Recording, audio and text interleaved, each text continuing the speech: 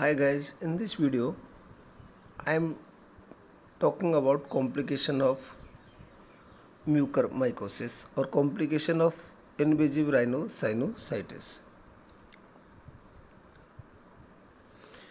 Whenever there is concern for complication arising from sinusitis, it is crucial to obtain a detailed history and perform a comprehensive physical examination with emphasis on neurological manifestation. The duration of symptom provide information about chronicity of sinusitis or fungal invasion. Subjective vision changes like diplopia, blurry vision, suggestive involvement of postseptal orbit or cavernous sinus.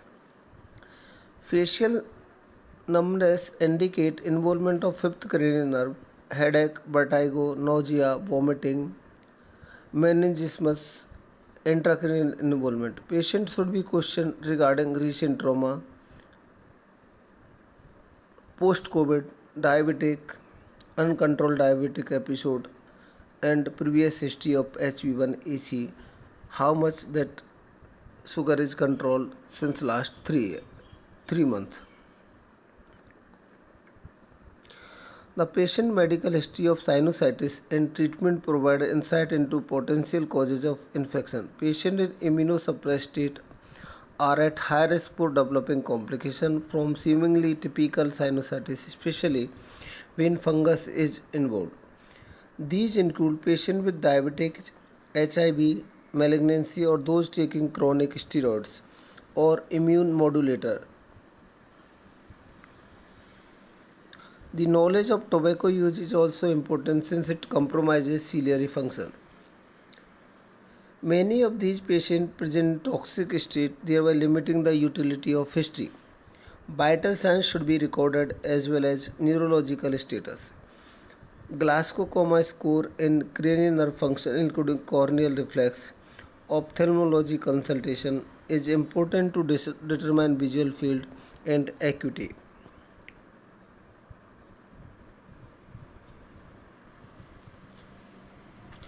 Facial numbness indicate involvement of fifth cranial nerve, headache, vertigo, nausea, vomiting, and meningitis may imply intracranial complications.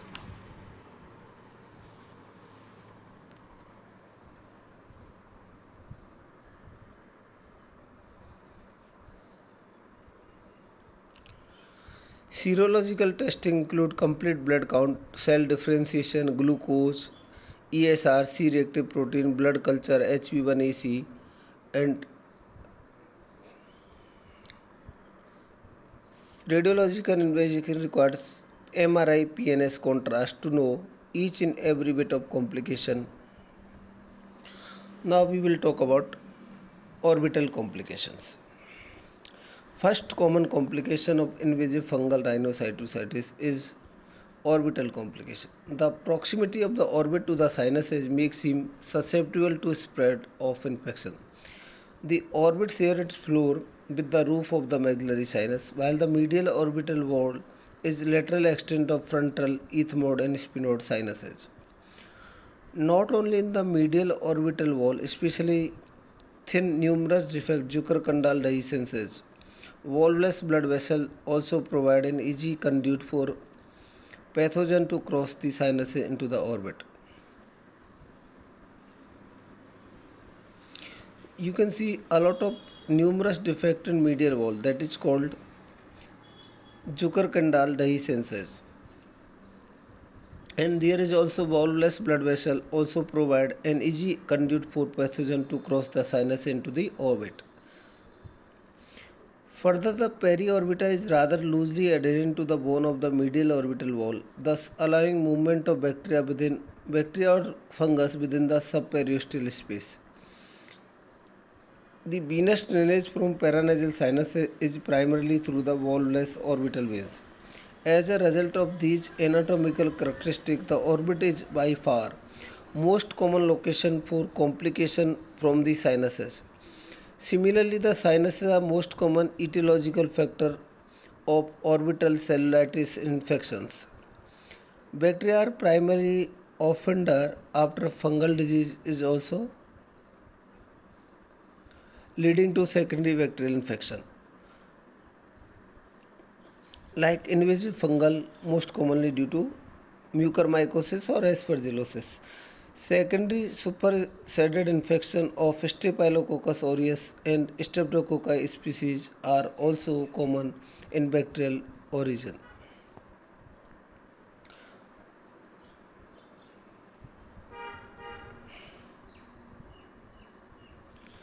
The Chandler classification of orbital complication of sinusitis, it may be bacterial or fungal, are classified into five types. Preseptal cellulitis, that is preseptal cellulitis or preseptal abscess.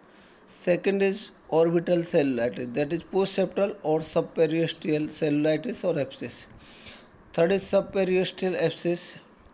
Fourth is orbital abscess, and fifth is cavernous sinus thrombosis. So, according to Chandler classification, there is five type of cellulitis: preseptal cellulitis, orbital cellulitis, subperiosteal abscess, orbital abscess, and cavernous sinus thrombosis.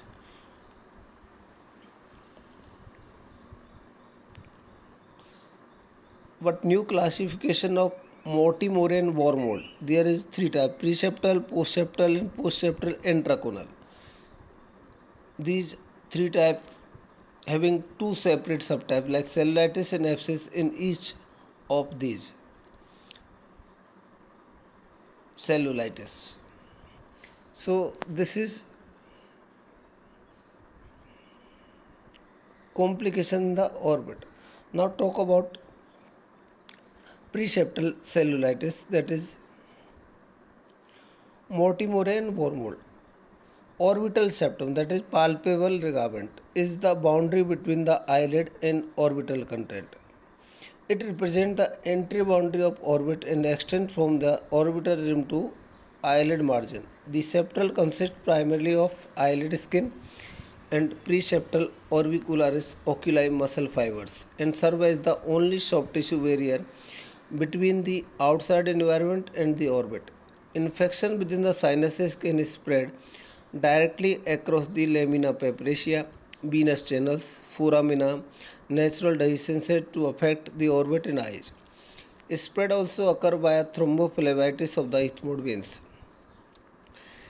Preseptal cellulitis is categorized Mortimore and Wormwold.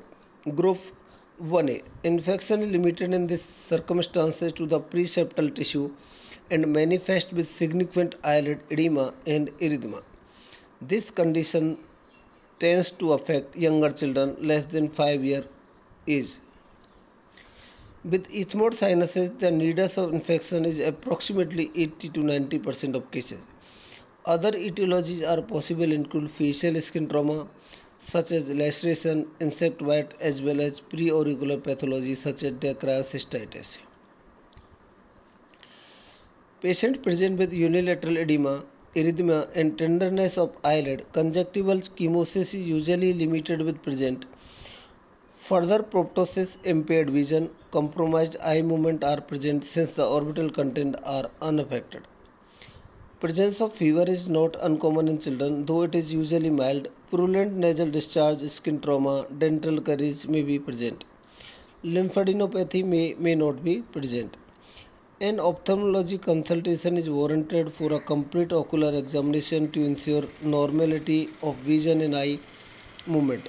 This nidus of infection should be sought by the examining the nose, mouth, neck, and skin.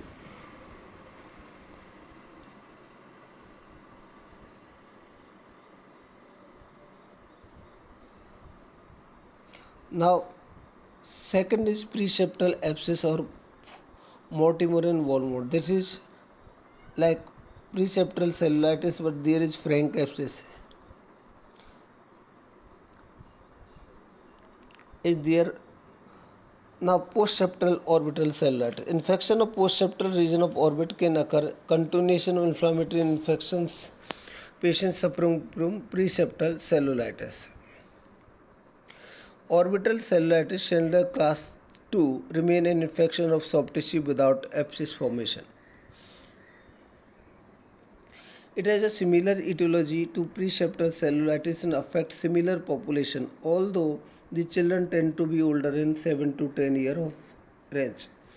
When bacteria traverse or fungal traverse the orbital septum, the significance of infection become greater.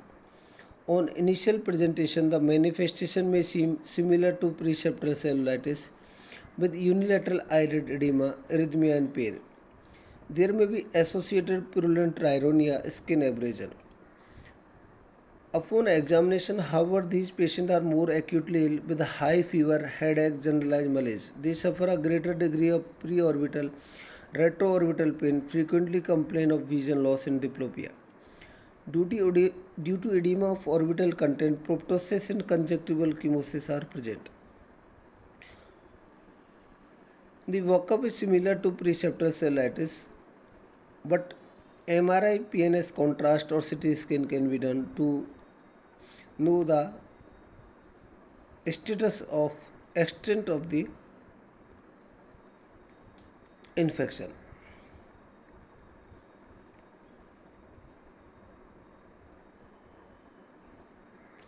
Ophthalmology must closely follow the patient and endoscopic surgical intervention should be performed if the patient fails to improve the vision deteriorating. So you have to take patient immediately and do endoscopic debridement. Postseptal subperiosteal abscess, that is Mortimore and Wormwood second B. In fewer than 10% of patients with orbital cellulitis, the infection progresses in one more abscess beneath the orbital periosteum. Because the periosteum is loosely adherent and abscess can spread within the orbit, even intracranially, resulting in the rapidly deteriorating status. Initially, however, these patients clinically appear similar to patients with orbital cellulitis.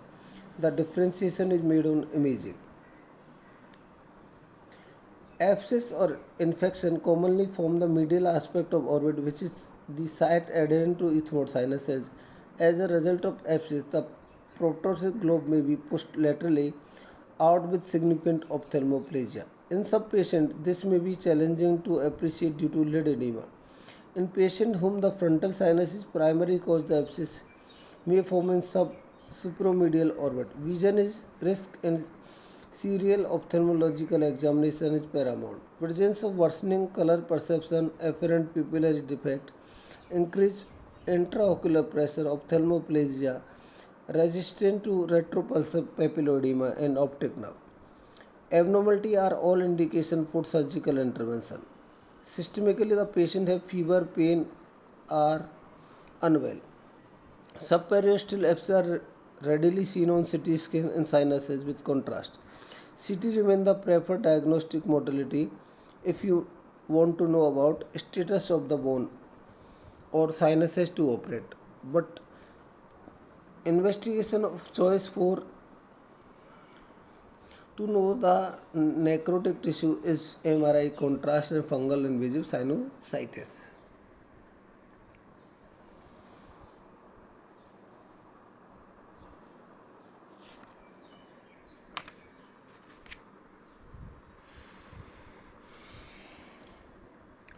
The intraconal orbital cellulitis or abscess.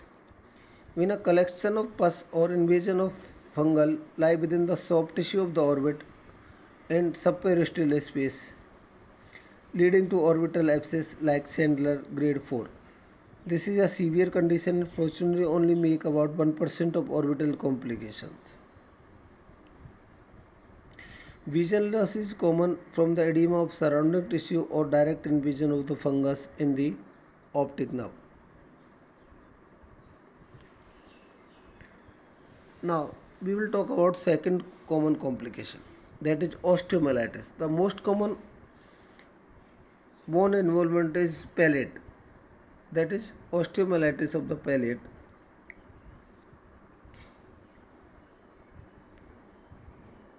Leading to necrotic and blackening of the palate. So you have to debride this palate and this is the classical sign of the mucormycosis or aspergillosis or any invasive fungal tissue, mostly in mucormycosis.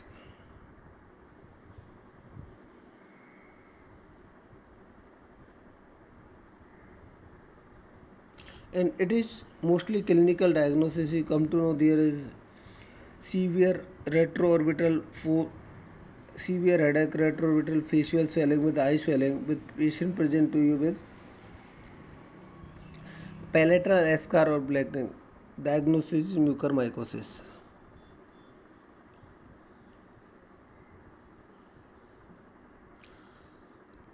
Third complication is mucocele. Mucocele is an expansive growth caused by chronic collection of inspissated mucus within the sinuses. Sinus mucosa constantly produce mucus that is shoved by the cilia to the natural ostium of the sinuses. However, ostial obstruction can occur due to trauma, scarring, inflammation. If obstruction is not relieved, mucus accumulates and begins to expand, leading to remodeling and thinning of surrounding bone.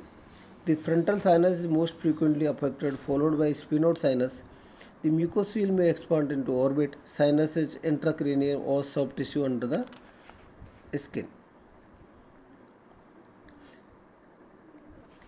Mucoceles may cause slow and progressive symptoms. Patients are often asymptomatic initially, but with time may develop blurred vision, diplopia, narrow visual field, and vision loss. Sometimes mucocele may be infected like mucopioceles.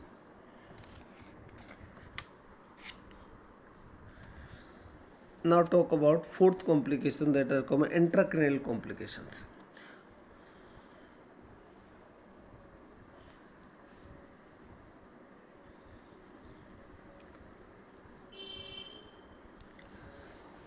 Now fungal meningitis is an infection that affects the subarachnoid space or meninges resulting in inflammation. This irritation of leptomeninges lead to the clinical sign associated with meningitis such as stiff neck and increased intracranial pressure.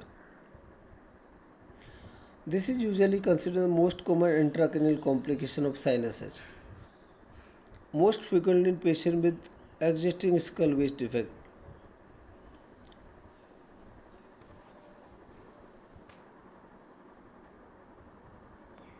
And it may be leading by the ophthalmic vein or any direct invasion of fungus into the from the sinus into the intracranial region, which or from the frontal bone also leading to meningitis.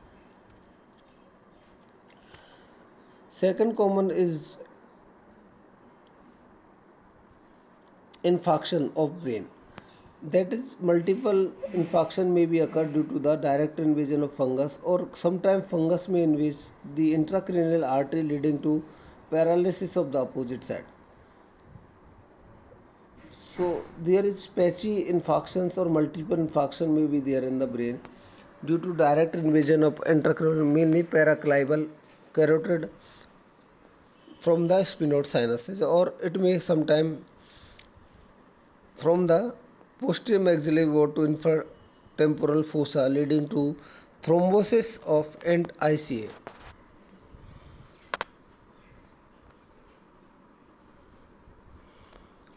leading to infarction of brain and death. Sometimes intracerebral or brain abscess is there. Most common location is frontal bone followed by temporal bone, and it may extend into the occipital bone also. The symptom can be vague at first in like headache, mental status change, focal neurological deficit, nausea, vomiting, seizure. Meningitis and papillary edema are common presentation.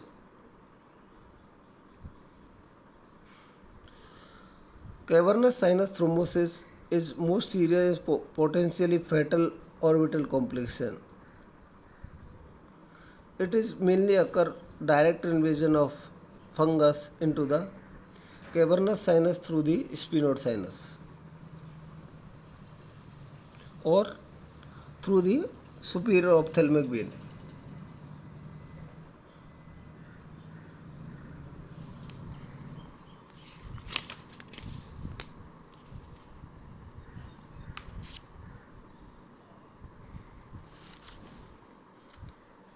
So management of these type of fungus is very difficult, and it is prolonged therapy, about therapy leading to at least 30 days to 3 months, 1 month to 3 months.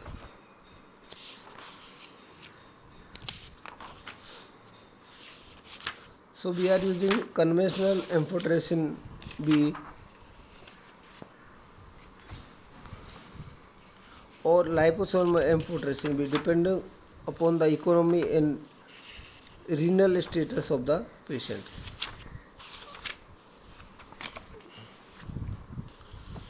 In this case, we are doing left-sided clearance of maxillary sinus, sphenoid sinus, anti-ethmoid, post-ethmoid,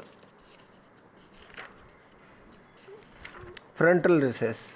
So we have to completely debride these fungal tissue from the sinuses. You have to remove each and every bit of fungal tissue and necrotic bone from the sinuses or surrounding structure.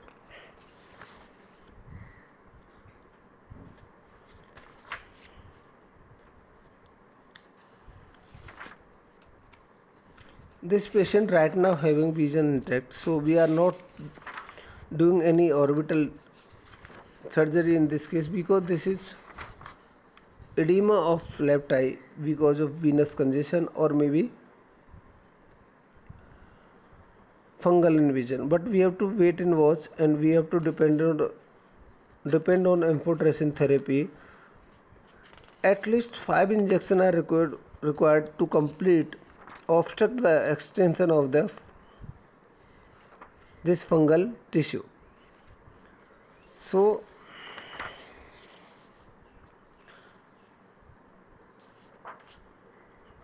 we have to prevent this fungal infection by giving medical treatment amphotericin or liposomal amphotericin.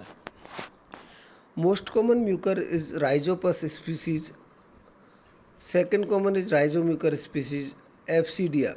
And these fungus are ubiquitous in presence, mainly found in soil, air or decomposing matter like plants. Initial presentation of this mucormycosis is subtle fever or rhinorrhea. You feel congestion in the nose.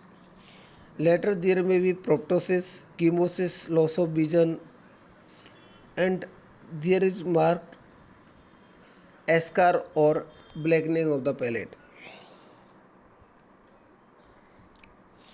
These fungus leading to marked predilection of vascular invasion, leading to widespread thrombosis and tissue necrosis and gangrene and blackening of the tissue.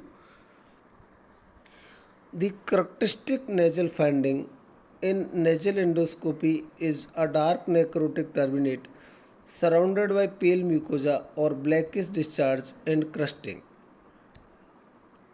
The most of the patient I have seen, the commonest site is middle turbinate followed by middle meatus and septum.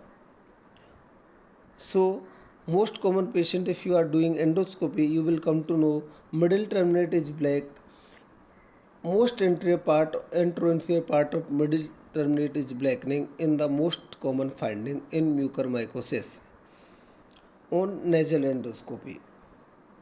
But second common location is middle meatus. So you have to remember this. If middle turbinate is not black or eschar, so your fungus will be, if clinical diagnosis saying this is fungus, then you have to take patient in OT because sometimes fungus is involving the middle meatus and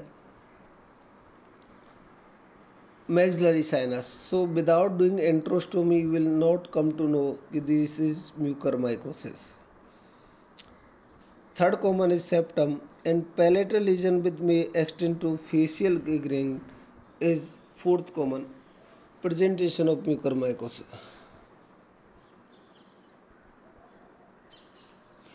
As you know, long-term immunity is rare in most of the fungus, not leading deep blood vessel invasions. Now we are following a classification of invasive fungal rhinosinusitis. So according to that, it is Invasive fungal rhinosinusitis having 4 grades. First grade is sinus involvement, second grade is palatal involvement, third grade is orbital involvement, and fourth grade is CNS or skin involvement. The sinus involvement having two subtype. Type 1A unilateral involvement, type 1B is bilateral involvement. The mortality is about 20%. In this case, first grade we have to do endoscopic sinus debridement only. Second grade is palatal involvement. Grade second A is less than 2 centimeter. Then you have to do face and local debridement of palate. Second B is if lesion is palatal lesion more than 2 centimeter, you have to do partial maxillectomy, and mortality in grade 2 is about 30 to 35%. Third grade is orbital involvement. If third age vision is normal, then do orbital decompression. Third B vision is not there, then you have to do orbital exenteration. Fourth is CNS involvement. If brain involvement without loss of consciousness, then you have to do endoscopic debridement with brain tissue resection.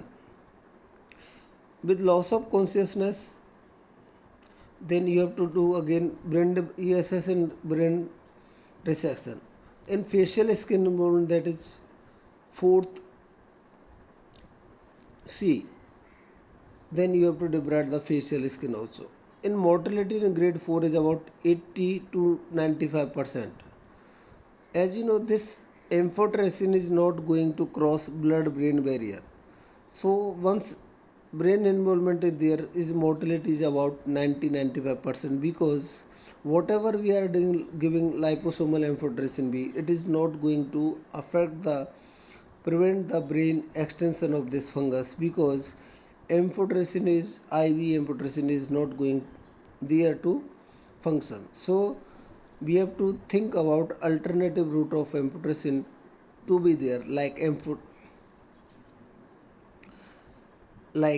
intrathecal amphotericin. So this is all about fungal invasive and complication of these mucormycosis or invasive fungal rhinosinusitis. Thank you so much. Hi guys, in this video I am talking about complication of mucormycosis or complication of invasive rhinosinusitis. Whenever there is concern for complication arising from sinusitis, it is crucial to obtain a detailed history and perform a comprehensive physical examination with emphasis on neurological manifestation. The duration of symptoms provide information about chronicity of sinusitis or fungal invasion. Subjective vision changes like diplopia, blurry vision, suggestive involvement of postseptal orbit or cavernous sinus. Facial numbness indicate involvement of fifth cranial nerve, headache, vertigo, nausea, vomiting, meningismus, intracranial involvement. Patient should be questioned regarding recent trauma, post-COVID, diabetic, uncontrolled diabetic episode, and previous history of HB1AC, how much that sugar is controlled since last 3 months. The patient medical history of sinusitis and treatment provide insight into potential causes of infection. Patients in immunosuppressed state are at high risk for developing complications from seemingly typical sinusitis, especially when fungus is involved. These include patients with diabetes, HIV, malignancy, or those taking chronic steroids or immune modulator. The knowledge of tobacco use is also important since it compromises ciliary function. Many of these patients present toxic state, thereby limiting the utility of history. Vital signs should be recorded as well as neurological status. Glasgow score in cranial nerve function including corneal reflex. Ophthalmology consultation is important to determine visual field and acuity.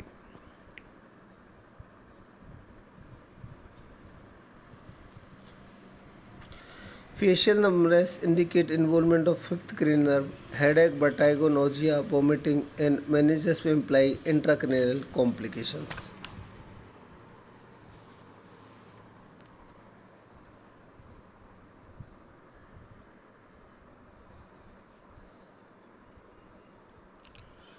Serological testing include complete blood count, cell differentiation, glucose, ESR, C-reactive protein, blood culture, HB1AC, and radiological investigation requires MRI, PNS contrast to know each and every bit of complication. Now we will talk about orbital complications. First common complication of invasive fungal rhinosinusitis is orbital complication. The proximity of the orbit to the sinuses makes him susceptible to spread of infection. The orbit shares its floor with the roof of the maxillary sinus, while the medial orbital wall is lateral extent of frontal, ethmoid, and sphenoid sinuses. Not only in the medial orbital wall, especially thin numerous defect Zucker-Kandal dehiscences, valveless blood vessel also provide an easy conduit for pathogen to cross the sinuses into the orbit. You can see a lot of numerous defect in medial wall, that is called Zucker-Kandal dehiscences. And there is also valveless blood vessel also provide an easy conduit for pathogen to cross the sinus into the orbit. Further, the periorbita is rather loosely adherent to the bone of the medial orbital wall, thus allowing movement of bacteria or fungus within the subperiosteal space. The venous drainage from paranasal sinus is primarily through the valveless orbital veins. As a result of these anatomical characteristics, the orbit is by far most common location for complication from the sinuses. Similarly, the sinuses are most common etiological factor of orbital cellulitis infections. Bacteria are primary offender after fungal disease is also leading to secondary bacterial infection. Like invasive fungal, most commonly due to mucormycosis or aspergillosis. Secondary superseded infection of Staphylococcus aureus and Streptococci species are also common in bacterial origin.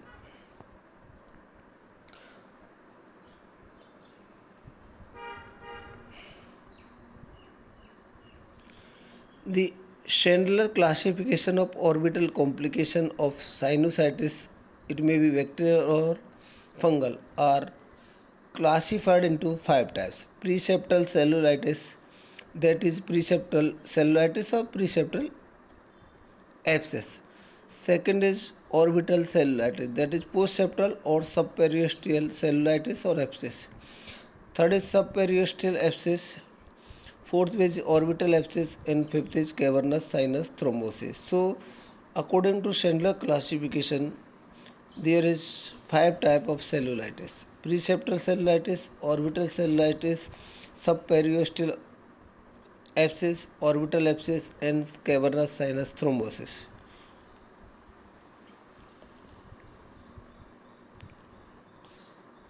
But new classification of Mortimore and Wormwold. There is three types: preseptal, postseptal, and postseptal intraconal.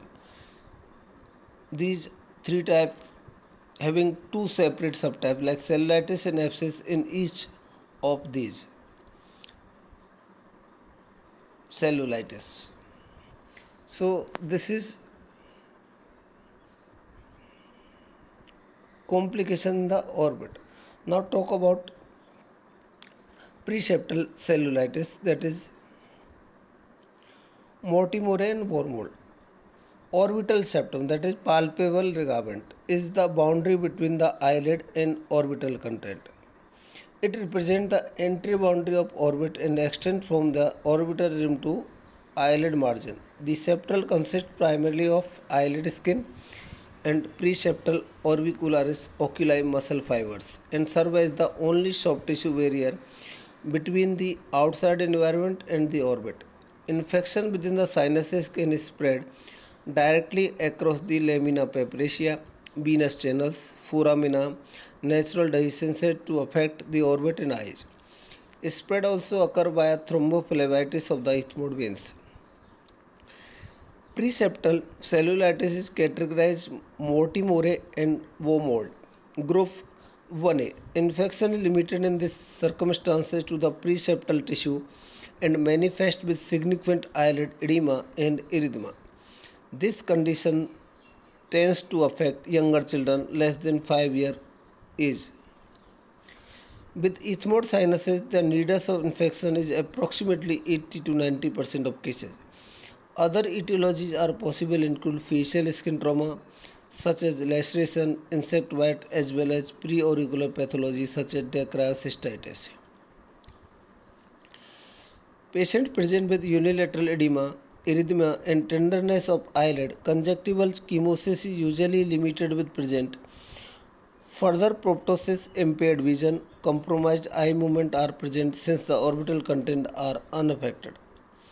Presence of fever is not uncommon in children, though it is usually mild. Purulent nasal discharge, skin trauma, dental caries may be present. Lymphadenopathy may not be present. An ophthalmology consultation is warranted for a complete ocular examination to ensure normality of vision and eye movement. This nidus of infection should be sought by the examining the nose, mouth, neck and skin.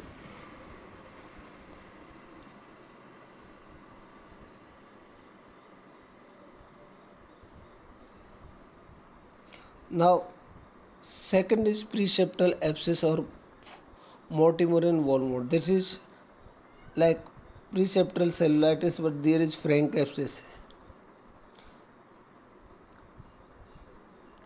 Is there now postseptal orbital cellulitis? Infection of postseptal region of orbit can occur. Continuation of inflammatory infections.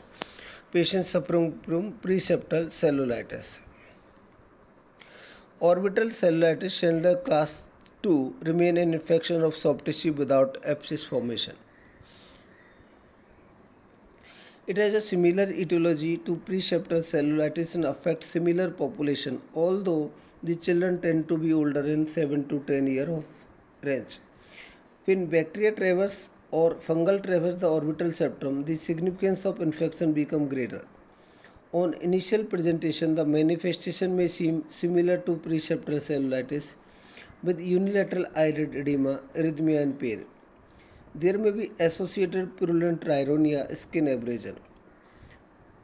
Upon examination, however, these patients are more acutely ill with high fever, headache, generalized malaise. They suffer a greater degree of preorbital, retroorbital pain, frequently complain of vision loss and diplopia. Due to edema of orbital content, proptosis and conjunctival chemosis are present. The workup is similar to preseptal cellulitis, but MRI, PNS contrast or CT scan can be done to know the status of extent of the infection.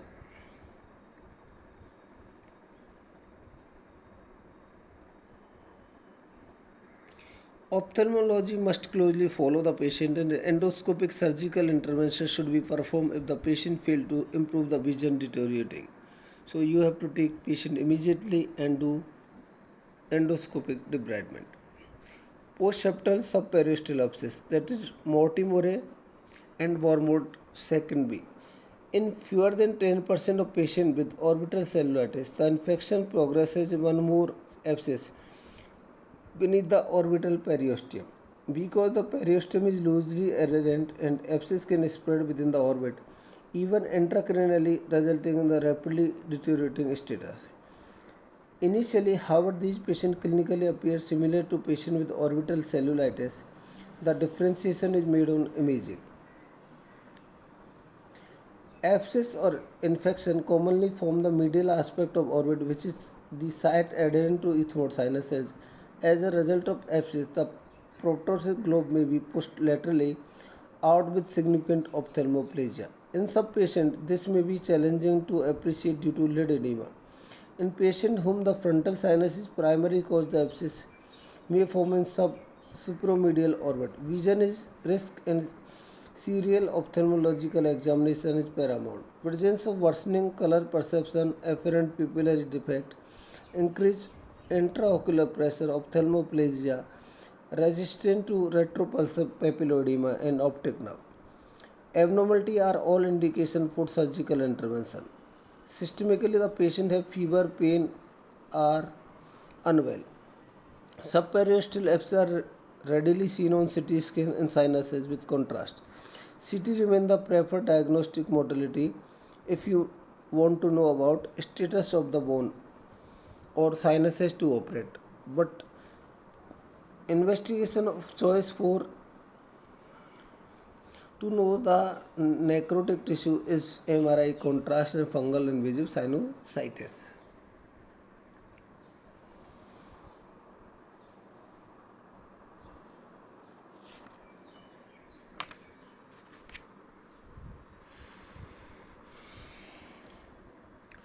The intraconal orbital cellulitis or abscess. When a collection of pus or invasion of fungal lie within the soft tissue of the orbit and subperiosteal space, leading to orbital abscess like Chandler grade 4. This is a severe condition and fortunately only make about 1% of orbital complications. Vision loss is common from the edema of surrounding tissue or direct invasion of the fungus in the optic nerve.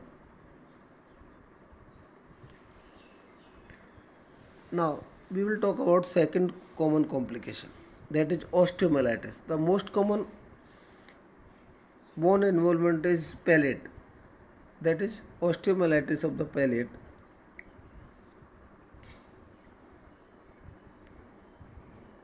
Leading to necrotic and blackening of the palate. So you have to debride this palate, and this is the classical sign of the mucormycosis or aspergillosis or any invasive fungal tissue, mostly in mucormycosis.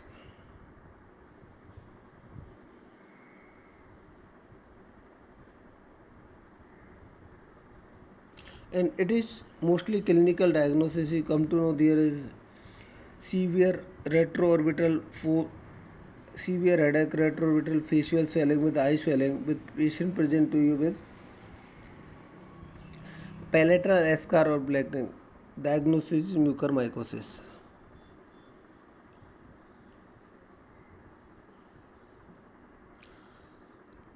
Third complication is mucocele. Mucocele is an expansive growth caused by chronic collection of inspissated mucus within the sinuses. Sinus mucosa constantly produce mucus that is served by the cilia to the natural ostium of the sinuses. However, ostial obstruction can occur due to trauma, scarring, inflammation. If obstruction is not relieved, mucus accumulate and begin to expand, leading to remodeling and thinning of surrounding bone. The frontal sinus is most frequently affected, followed by sphenoid sinus. The mucocele may expand into orbit, sinuses, intracranial or soft tissue under the skin. Mucoceles may cause slow and progressive symptoms. Patients are often asymptomatic initially, but with time may develop blurred vision, diplopia, narrow visual field, and vision loss. Sometimes mucocele may be infected like mucopioceles.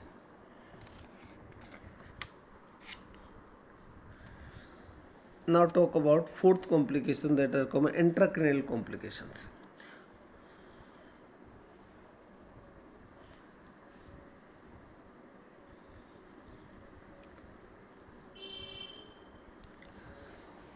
Now fungal meningitis is an infection that affects the subarachnoid space or meninges related inflammation.